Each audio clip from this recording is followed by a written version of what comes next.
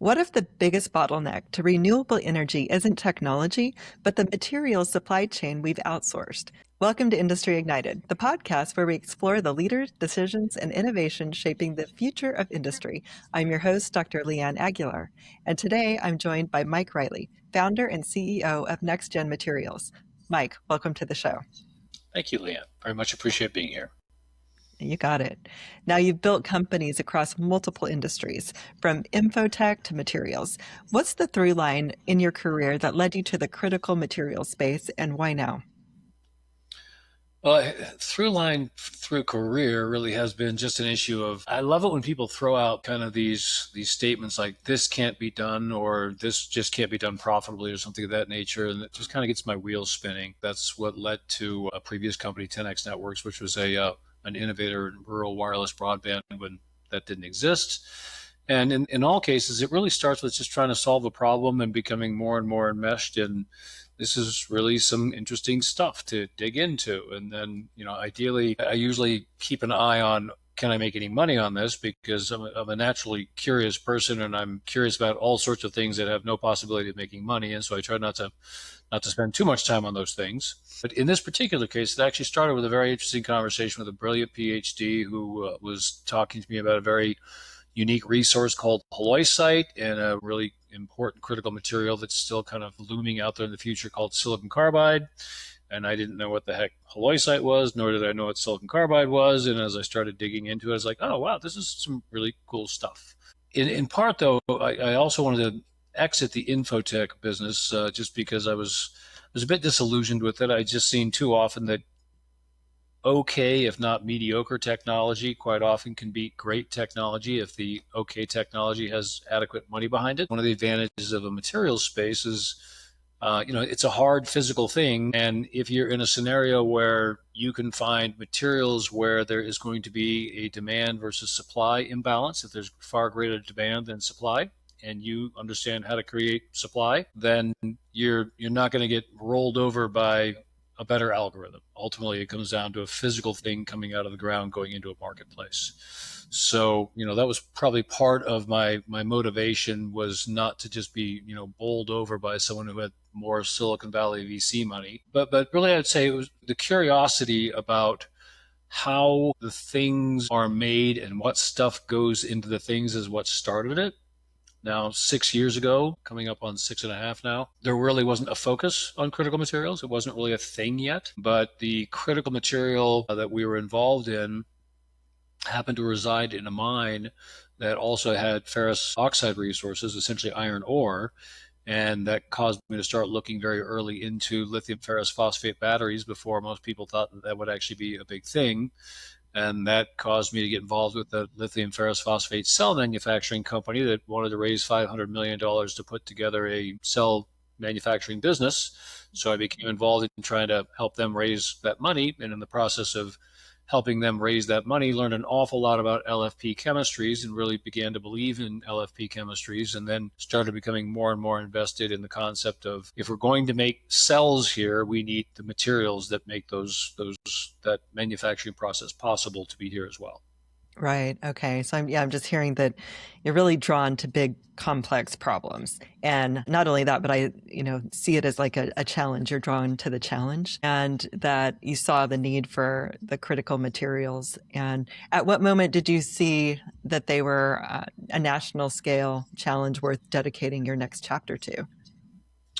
Well, under the last administration, we had a tremendous amount of interest in the renewable energy space. And whether we're talking solar panels, solar glasses, mostly made in China, started to see the real need from a grid support standpoint for batteries. There's something called natural gas peaker plants that they're typically built in the $250 million range, and they literally fire up for just a couple of days a year. And it's all about, creating stability on the grid. And so then I started doing a deep dive on the grid, which is actually a fascinating entity. I mean, it's actually this living, breathing organism almost, and has a tremendous amount of complexities around it. And started to recognize that batteries in support of the grid, specifically initially in support of renewable energy, was going to be a very big thing. obviously was interested in the EV space. Everybody's been excited about EVs, but I was less excited about them just by virtue of the fact that we live out west, and range anxiety is a big thing. Hmm. They really started following EVs as well, and essentially saw all this momentum for pulling battery cell manufacturing companies to the U.S.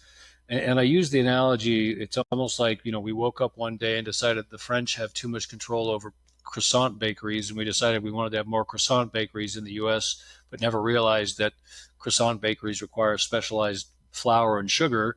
So we basically said, great, we're going to pull this capability away from France to the US, and forgot about the fact that all the stuff that is used to make those things are still in that other foreign country. And right now, Right. China dominates battery production, and but even more than they dominate battery production, they dominate battery materials. But even within that, they really dominate processing. So, for example, in lithium, maybe they have 20% of lithium resources there, but they have 67% of lithium resource processing. From a graphite standpoint, anode materials, synthetic graphite, 66%, anode materials, 93%. And we started to see, really subsequent to the Ukraine war, people realize that if you rely on a potential geopolitical adversary for something Mm, critical, you put yourself at a very specific disadvantage. So right. for years, a lot of people have not really paid attention to the fact that the EU gave more money to Russia for the natural gas and fuel that they were in need of, because without it, they had very cold winters, than they were able to give the Ukrainians in financial support. So ultimately, you find yourself in a situation where someone that you're not certain that they've got your best interests at heart actually has you, in a very precarious position by virtue of the control that they have over, this natural resource. And that's exactly where we found ourselves with critical materials. We're seeing it play out in a much bigger stage right now with REEs and so forth. But really, the vast majority of critical material processing still happens in China, which Yeah. means they have absolutely control as a pinch point. But as important to the conversation as the control is the fact that there's a tremendous amount of economic opportunity in taking something from a raw material and converting it to something that's actually more valued by the marketplace. And right now, that's fueling the Chinese economy. And there's all sorts of reasons that should be fueling local economies instead. So when you think about solving big problems, regional economic development's a big problem. Basically helping us take this next leap to true renewable energy integration into grid resources, which is critical. But so is some of the necessary technologies for the much safer and more modular nuclear technologies that are coming. All of those require infrastructure. The infrastructure is made up of things, and those things are made up of stuff. And I find stuff that is necessary to make those things a fascinating place to spend my time. Yeah, yeah, definitely. And like you said, bringing it back home where we have more control over not only the process, but the resources as well. And yeah, that makes a lot of sense. Now you've worked from Salt Lake to Silicon Valley to New York or to New Jersey and even helped scale a company from 900 million to 1.9 billion in revenue. What did those experiences teach you about building credibility in markets where trust is everything? One of the things I learned early is if you can demonstrate the things that people consider to be almost impossible, people will start to trust you with the mundane. So, for example, the company we took from 900 million in sales to 1.86 billion in sales, they were a company that built very inexpensive PCs. And in the world of PCs, basically, if you had a 100 node network and one of those nodes went down, that meant you had one of your people who was not, productive at that point. So people were willing to take a risk on something that appeared to be less expensive, and maybe they would even be susceptible to competitors saying, "Oh, it's cheap stuff. It has to be cheap because it's less expensive." What we did there is we were attempting to be an actual server company, and people didn't trust our servers because whereas one PC going down, that one out of 100 workers were down, one server going down could mean that the entire network went down.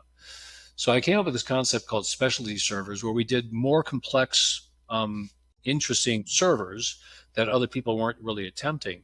And the goal was not so much to actually make that the business itself, but it was more, if we can do the very hard things that other people aren't even attempting and prove that we can do that, then the simple stuff you should be able to trust us for. And because of that, we actually became a much bigger player in networking, which was part of what fueled that growth, right?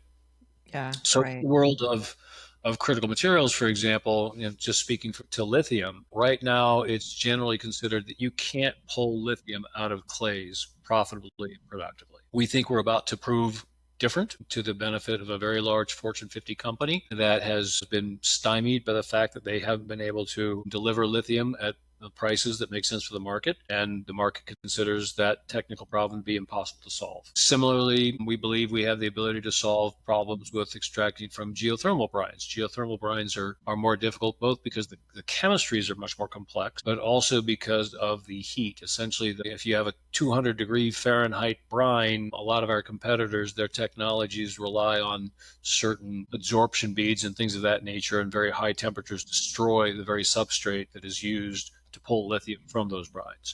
We are able to solve both the complex chemistries and solve the heat issues, right? But ultimately, if you can go and solve the problems that everybody else believes to be impossible, then it becomes Hmm. much less of a challenge to convince them that it's probable that you can solve the more mundane things. So we quite often, my thought across multiple companies has been, go become involved in doing the semi-impossible. Actually, we did that kind of with a scenario with the broadband company. We had at one point the record for the longest wireless shot, where actually the curvature of the earth actually causes the problem, which you can't solve because that's a geography issue. But again, Hmm. once you can say we've solved this thing that people don't think can be solved, it becomes easier for someone to believe that maybe you can solve the things that are just more run of the mill. Right. I had an earlier guest say impossible just means I'm possible, as if you break it down. Okay. I No, I thought like that that. was witty. I'm like, I love that. Yeah. But yeah, so it's like, and I've also heard that, if you can conceive of something, then it's possible. It's just a matter of figuring out the solution. So yeah. It's that without a doubt, one of my favorite quotes is, whether you believe you can or you can't, either way, you're right. Yeah, that's right. Right. Was that Henry Ford? Is that I honestly don't know, but okay? it's Um, probably it's attributed to all sorts of people. Probably so, exactly. So you've been describing a model of innovating or processing and partnering with major players. Why is that approach strategically smarter in this industry with lithium? So ultimately, figuring out alignment with multiple entities' goals, especially if those entities, have more market position or money or whatever, is important, right? The United States has a goal to pull materials processing away from China, and we need to. Venture capitalists have a goal for people to go and become the Amazon of critical materials processing, because that's how they achieve the greatest return on their investment. Amazon was a company that lost money for 15 of 20 years because scaling's hard. Okay. Our methodologies are focused on how do we take advantage of existing technical and commercial processes that can be tweaked to solve this imbalance issue. And in doing that, we have the potential to scale much more quickly. So, for example, in the case of lithium, our methodologies start with a chloralkali process, which produces caustic soda, which is a $500 per ton resource. For example, Tata Chemicals makes about 400,000 tons of that per year, so about 200 million in revenue. And just this week, lithium jumped back up to $20,000 a ton. That means ten thousand tons of lithium would generate the same amount of revenue as 400,000 tons of caustic soda. So, given that the methodologies are similar, to me, I'd rather scale. Well, I'm not good at scale. Scale means hiring hundreds of employees and dealing with OSHA and understanding all sorts of things that are just out of the things that make me want to wake up in the morning. Okay. Right. So I'd much rather take our technology and inject it into somebody that already understands scale. But in doing so, we have to make sure that by adopting what we're doing, they're going to make more money or augment the money that they're making by virtue of becoming involved with us, as opposed to us having to figure out how to grow to be the size of a Tata or a Dow or something of that nature. It makes much more sense for us to find people that are already in that space that we can essentially co-opt what they're good at by bringing our innovation and technology. And that could actually get us to the point that we can be competing with China in 2 years instead of Yeah. 10 years. Okay. No, that makes sense. So someone who's already in the space, who's already invested, has resources and relationships and connections. Yeah, if you think about it, typically, what happens is you go from a seed to a Series A to a Series B to a Series C and so forth. A lot of that has to do with creating kind of the capital acceleration that allows you to get to that next level, right? So Hmm. a company has to grow and become big enough that a bank takes them seriously.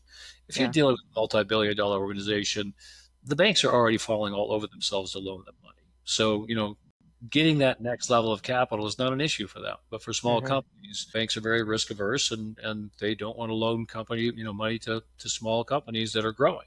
So it's a much faster way to get to scale. Now, the other Yeah. advantage we have is unlike a lot of our competitors in individual verticals, we won't make all of our money in one thing. So we don't have to figure out how to become a $300 million company in lithium because we're going to do really great things in graphite and probably in copper concentration and hopefully magnesium metal and antimony augmentation. We have a lot of different tools in the toolkit that we can bring to market, which means we don't have to shoot for a bases are loaded grand slam home run. We can hit a lot of doubles and triples and do quite fine. Yeah. Right. With that diversification. Yeah. Now, your three mantras include first, supply demand imbalance and leverage. Second, compete with China without relying on tariffs. And third, be more eco ethical than anything else in the market. Which of those is hardest to execute, and how are you proving it? Probably the eco-ethical part is the hardest, only because the expectations are very high there. Okay, rhetoric is easy, engineering is hard. Okay, so essentially, what happens quite often is we run into people that initially are very supportive of what we're doing because it's better than what's out there. Okay, but they lose sight of the fact that our promise is to do better when they start saying, well, we want it to be perfect. We want this to use no energy and provide no waste and et cetera, right? Yeah. In the minds of the people that are very ecologically focused, they have this ideal of what this should look like and they want it to be perfect. And interestingly, the minute I say, if you truly want that, then you really need to throw away your iPhone right now. And if you are driving a Tesla, you need to throw that away. And basically, you need to start walking and maybe consider becoming Amish because if you are being pulled by horses, you are truly eco ethical, right? Right. However, it's very easy to demand perfection of someone else while ignoring the accommodations that you're making in your lifestyle for people that are doing really bad things. I mean, Apple absolutely knew that they were using cobalt that was being sourced badly. Okay. But until it became really widely trumpeted, they were less concerned because essentially at that point the CFO was making the decisions, and only later did the marketing department say, "Hey, we're getting a black eye here. We better figure out how to do this better." Right? All of them are hard, but I would say that one's the hardest only because you deal with unrealistic expectations of people who don't even want to be convinced that their expectations are unrealistic. And Hmm. ultimately, if we're doing better than anybody else in the marketplace and we're delivering those things to the market, well, then we're doing better than anybody else in the marketplace. Please don't hold me to perfect. Right. Yeah. So perfect isn't the goal, better is the goal. But in a world where sustainability messaging can outrun science, what does eco-ethical actually mean at NextGen? And how do you keep it grounded in reality? Again, you got to look at what's out there in the marketplace in reality. I'll give you a perfect example. People are really excited about critical materials from recycling. Okay. That basically means at some point we turn the batteries from our Teslas back in and we start getting more and more of our tech resources from that critical materials, right? The recycling industry is probably one of the most abused by industries entities out there, right? People had been led to believe, for example, that we recycle 50% of our plastics. And believe it or not, the entities most likely for promoting that were actually the petroleum companies that wanted people to believe that so that people didn't fight petroleum companies on making more and more plastic. Mm, Reality is 3%. right. So we basically recycle almost no plastic. But the reason why that narrative has been pushed is the petrochemical companies that basically want to sell those PHA precursors that create those plastic bottles. If the market believes that it's okay to drink those plastic bottles because 50% of them are being recycled, then that's a great narrative to promote, right? Right. It's all perception. Yep. So we look at, for example, in the battery material space, I doubt that battery materials from recycling will be even 50% of the market 10 years from now. And that's because we keep finding better ways to use the batteries. Recognize that an EV battery is considered to be depleted when it only delivers 80% of its initial charge values. Okay. Wow.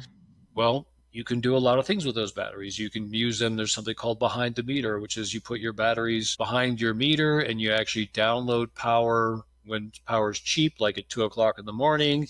And then when there's a surge, you know that you have plenty available. In many cases, you can actually sell that power back to the grid at a higher value. So if I can buy something for 3 cents at 2 a.m. and sell it back to the grid at 8 cents, that's a decent business. And batteries, a 75% battery is more than adequate for something like that. So we see a lot of hope and hype around recycling. I tend not to really rail against it because people don't want to hear it. But the reality is we're going to need to continue to pull battery materials out of the ground for quite some time because the economics of recycling just don't make sense yet, right?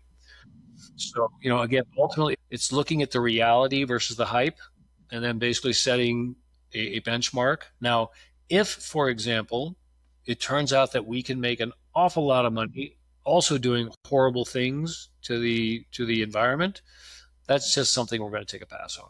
We have enough other areas that we think we can innovate in where we can do all of the things that we intend, that if we won't be one of those organizations that says everybody else is doing it, so we can do it too. If we can't do good and do better, then we'll just take a pass on it and find something else to go become involved.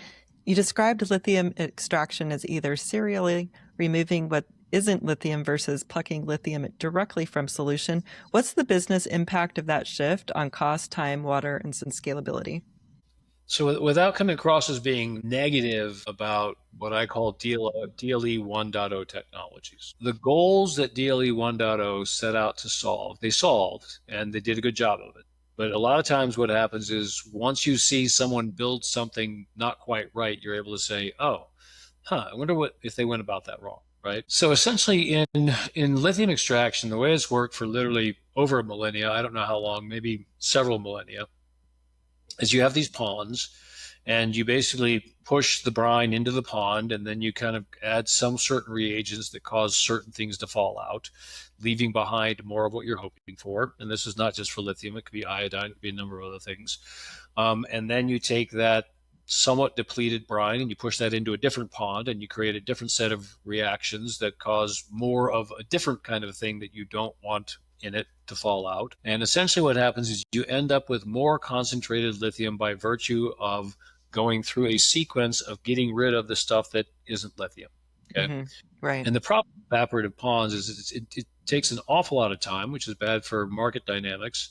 But also it's incredibly wasteful of water in certain areas that cannot afford the water. So if you take a look at the salars of the high desert of South America, Salar de Atacama in Chile, the Salar de Uyuni in Bolivia, multiple salars in Argentina.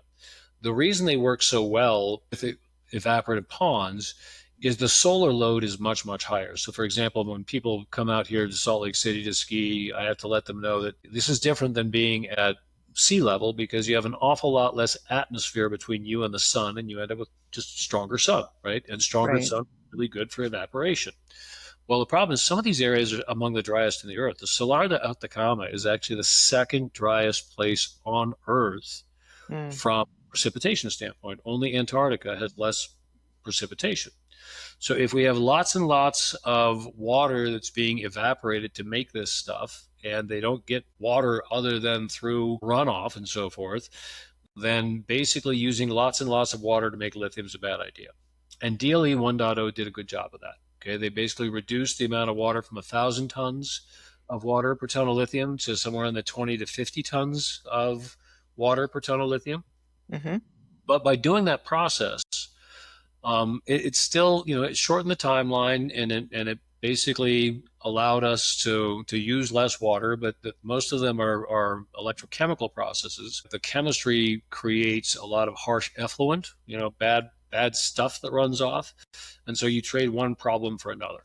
I would still argue DLE 1.0 is better than evaporative ponds, no matter how you slice it. But with our methodology, we essentially just pluck the lithium from the resource. So instead of basically reducing the amount of what is not lithium, we Yeah. simply pull lithium out of the resource, which means whatever you started with, what you end up with is that same resource with just less lithium in it, which is far more environmentally benign. Okay. Yeah. And fortunately for us, it turned out that ends up being a relatively low power solution as well and uses almost no fresh water. So we will be advertising that we will probably use 1 ton of fresh water per 10 tons of lithium. And probably the best DLE 1.0 solution might use 20 tons of water for 1 ton of lithium. So we're 1/200th as consumptive of water. Wow. And what about time-wise? Is it a faster process?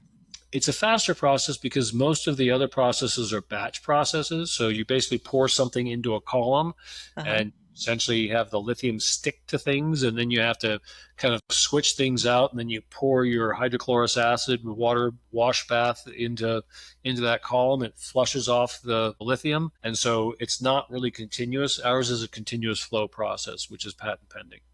Oh, wow. Exciting.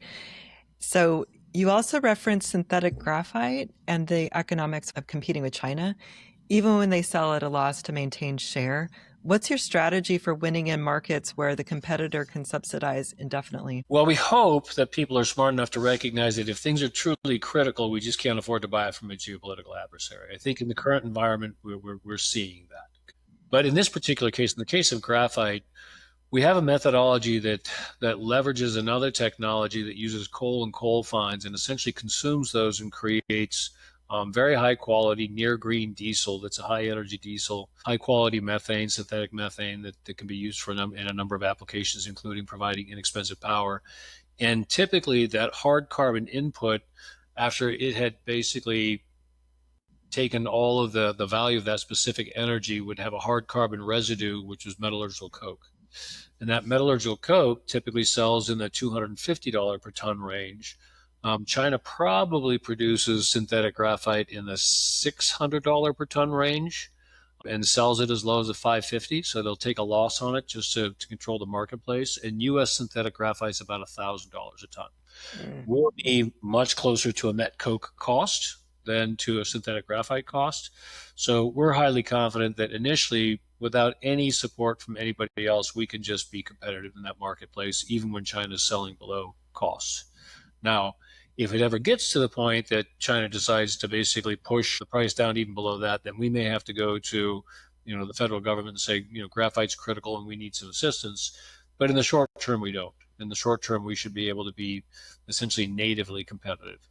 right. No, that's awesome. Now you mentioned aligned capital as a critical factor, capital that isn't handcuffed by VC expectations and can still win even if outcomes look different than a standard startup exit. What does aligned capital look like, and how should founders think about it in an industrial innovation? I want to be careful about being too mean to VCs. VCs make sense for certain business models, but certainly not ours. Okay. A VC has an obligation to their LPs. They have to do a certain return, and that return is purely a return on the invested capital. Then on top of that, you have the fact that a lot of VCs have relatively high cost structures, and as a result of that, that means they have to have a really high return. The point is, if I get a company that puts $1 million into our company at, let's say, for the sake of argument, a $30 million valuation, and their hope is that we actually turn that money into 5x. Okay, that means I have to exit at $150 million valuation to get their expected return. But if instead that company is someone that is really looking to solve supply chain issues, and those supply chain issues have tens of millions, if not hundreds of millions of dollars of business impact, then basically the probability is that they're far more concerned with what we do as a business in terms of how it impacts their business than the direct impact of the invested capital. So in a lot of cases, you'll find companies that have business development funds, market development funds, VC arms. And the advantage of those is their expectations are different than a true return on invested capital scenario. Okay. Now, also, if you take a look at family offices, okay, a family office, obviously they'd love to see 5x return on their investment as well. But what they're, for the most part, looking for, especially some of the older family offices in Europe, is we want to outperform the market, and we want to do good. So if the market is at 11% IRR and we're at 12.5% IRR, but we're actually making sure that the bad things that are happening in the Congo or happening in South America aren't happening any longer, we're good with that. Okay. And it's a lot easier to deliver on a 12.5% IRR expectation than a 5x return on invested capital expectation. Of course, right. Okay, interesting. Policy and geopolitics are shaping this space fast. From the grid's modernization needs to shifting supply chain strategies, what do you see as the biggest opportunity and the biggest risk over the next 5 to 10 years? If I were 20 years younger, I would be focusing on everything grid. We have a massive grid infrastructure upgrade coming ahead of us. We have this grid that is, it is as critical to our nation's economy as our heartbeat is to our bodies. Okay. When the grid goes down, it's amazing how close the grid has come to going down multiple times. When the grid goes down, we've got that impact everything. Okay. Right. Yeah. The grid is probably 70% running on 50-year-old technology. Transformers today are built the same way they were 100 years ago. And essentially it's because we've been able to get by. Now, by virtue of the fact that we have this problem, and there's a great book called The Grid, it's really well worth reading. But we have this problem that we keep creating more people, and every version of a people wants slightly more energy than the last version of people. So our energy demand just continues to grow, and the generation of power and the transmission of power are about to undergo significant changes. There is so much potential to innovate in space, and so much money to be made, and so many smart people that are going to do so many cool things. It's just a fun and interesting space to be involved in, and it's a hyper growth industry for the next 25 years, no question in my mind.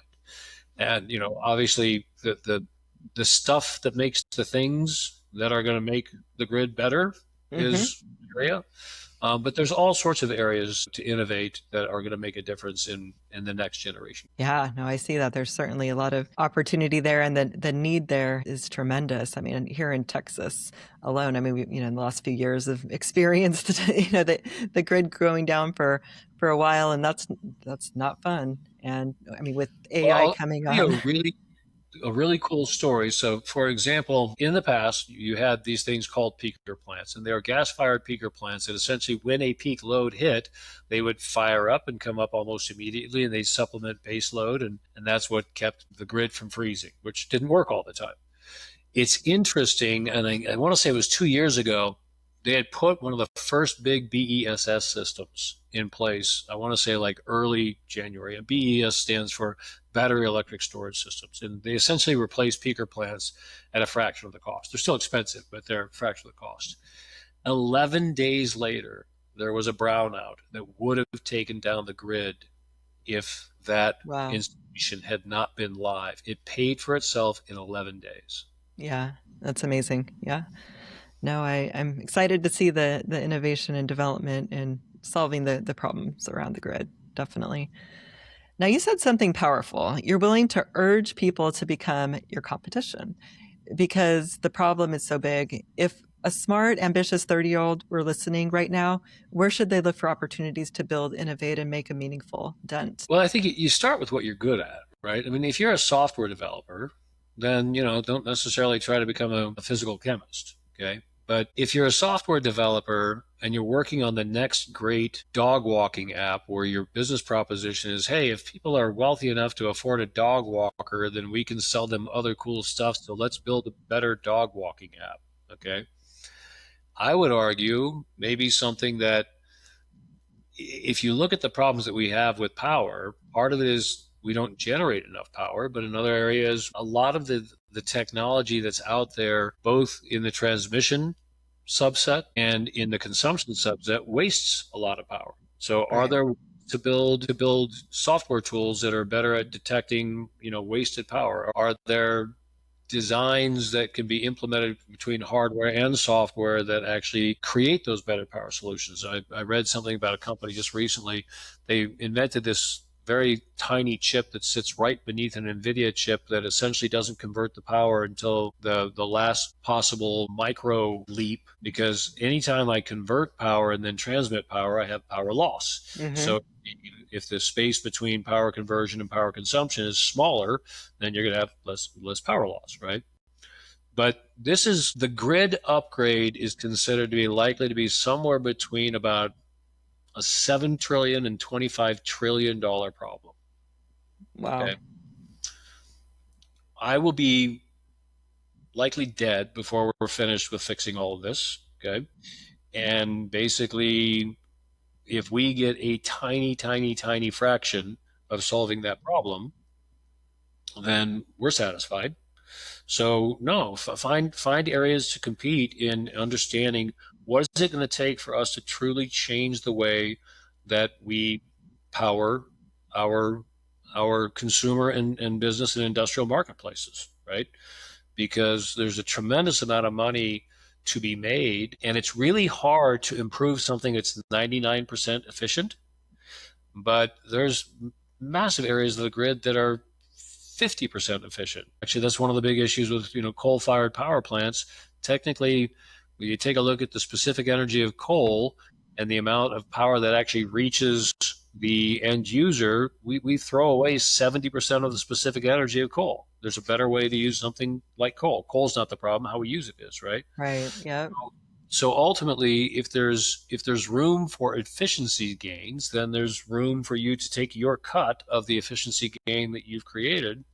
And we don't need more dog walking apps. We have plenty of silly applications that are running on our phones that are annoying the hell out of all of us. And the reality is, what we really need to do is figure out how to make energy more abundant, accessible, and inexpensive.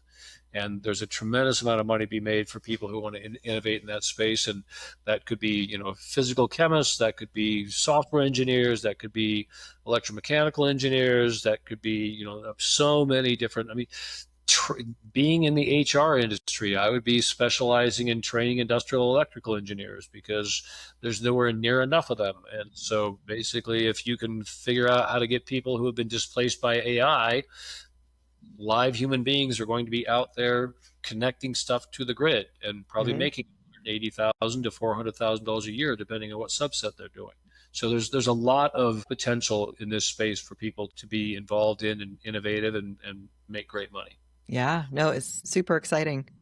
I love that. I love the energy and the positive outlook on all of that, and just hearing about your thoughts on where opportunity can be found. So yeah, thank you. Thank you for the So opportunity. yeah, absolutely. And thank you for bringing clarity to a part of the energy transition most people don't understand until it's too late: materials processing and supply chain control. Now, for listeners who want to learn more about NextGen Materials or follow your work, explore partnerships, where should they go? Well, my LinkedIn profile is probably a good place to start. I'll send that to you. I know you have it already, and my apologies, I don't have it memorized. We were updating the websites, but yes, please, if you have something specific to critical materials processing, I'm interested. If you are basically going to tell me, hey, critical materials processors need insurance, or they need shipping, or they need better SEO, please, I just don't have the time to respond to those. Those aren't our critical issues. But if you have something that is specific to solving a critical material processing issue, I'm very interested in collaborating and partnering. Excellent. Well, thank you again, Mike. And to everyone listening, if you enjoyed this episode, please subscribe, share it with a leader in energy, manufacturing, or infrastructure. And please tune in to the next episode of Industry Ignited. Until next time, stay bold, stay curious, and keep igniting industry.